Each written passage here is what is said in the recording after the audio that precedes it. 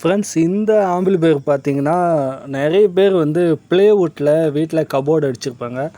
அந்த கபோர்டில் வந்து ஆம்பு வைக்கிறதுக்கு ஒரு ரேக் வச்சுருப்பாங்க.